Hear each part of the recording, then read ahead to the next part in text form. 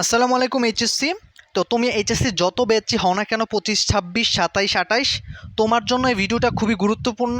যদি তোমার সিলেবাসে বফলা থাইকা থাকে, বফলা উচ্চারণের সহজ 5টা নিয়ম, অর্থাৎ এই ভিডিওটা দেখার পর তোমার আর অন্য কোনো ভিডিও দেখতে হবে না, আর অন্য কোথাও সার্চ দিতে হবে না। শুরু করতেছি বফলা উচ্চারণের সহজ 5টা নিয়ম। আদ্য বফলা অনুচ্চারিত থাকে। আদ্য মানে কি? মানে শুরুতে। শুরুতে যদি বফলা থাকে সেটা উচ্চারিত হয় না। যেমন ত্বক, এখানে কি ত্বকের শুরুতেই বফলা আছে না?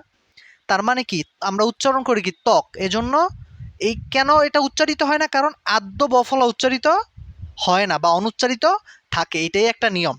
ত্বক, জ্বালা, জ্বালার জয়ের মধ্যেও কিন্তু বফলা আছে, বাট বটা কি উচ্চারিত হয়, বফলাটা কি উচ্চারিত হয়? হয় না, জ্বালা বলি আমরা। 2 নাম্বার, শব্দের মধ্যে বফলা অনুচ্চারিত থাকে এবং বফলাযুক্ত ব্যঞ্জনটি দ্বিত্ব হয়। দ্বিত্ব মানে কি? দুইবার উচ্চারিত হয়। শব্দের মধ্যে যদি বফলা থাকে, যেমন ঈশ্বর, এখানে কি বফলাটা কোথায় আছে? তালব্যস্বয়ের নিচে না, মানে কি মধ্যে আছে না? তো মধ্যে যদি বফলা থাকে সেই ক্ষেত্রেও অনুচ্চারিত থাকে। এবং আরেকটা জিনিস হয়, সেটা হচ্ছে যেই ব্যঞ্জন বর্ণের নিচে বফলাটা থাকে ওইটা দুইবার উচ্চারিত হয়। ঈশ্বর, বিশ্বাস। 3 নাম্বার হচ্ছে শব্দের শেষে ব্যবহৃত বফলা অনুচ্চারিত থাকে, এখানেও অনুচ্চারিত থাকে এবং বফলাযুক্ত ব্যঞ্জনটি দিতে হয়। মানে শব্দের মধ্যে থাকলে যা হয়, শব্দের শেষে থাকলেও তাই হয়। যেমন বিশ্ব পক্ক, বিশ্ব পক্ক, আশা করি বুঝে গেছি, খুব সহজ।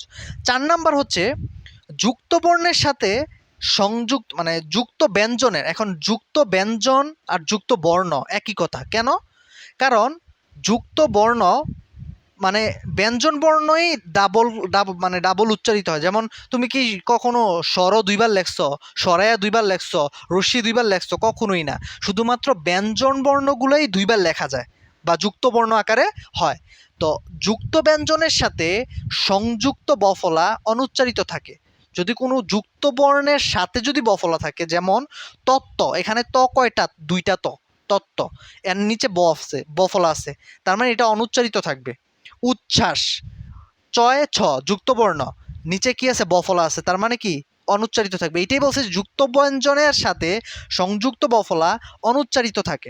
5 নাম্বার নিয়ম এবং সর্বশেষ নিয়ম, সেটা হচ্ছে ব ময়ের সাথে, ব এবং ময়ের সাথে যুক্ত বফলা উচ্চারিত হয়। শুধুমাত্র একটা জায়গার মধ্যেই উচ্চারিত হয়, সেটা হচ্ছে ব, আরেকটা হচ্ছে ম। যেমন আব্বা, দেখো এখানে বয়ের সাথে বফলা আছে, আব্বা উচ্চারিত হয়েছে না? দুইটা ব উচ্চারিত হয়েছে না? হ্যাঁ। তারপর হচ্ছে কম্বল, দেখো ময়ের নিচে ব আছে, কম্বল, তার মানে ব আর ময়ের সাথে যদি বফলা থাকে সেই ক্ষেত্রে উচ্চারিত হবে। এর আগের যে 4টা নিয়ম দেখছি সেটা হচ্ছে অনুচ্চারিত, অনুচ্চারিত, অনুচ্চারিত, অনুচ্চারিত, একটা হচ্ছে উচ্চারিত।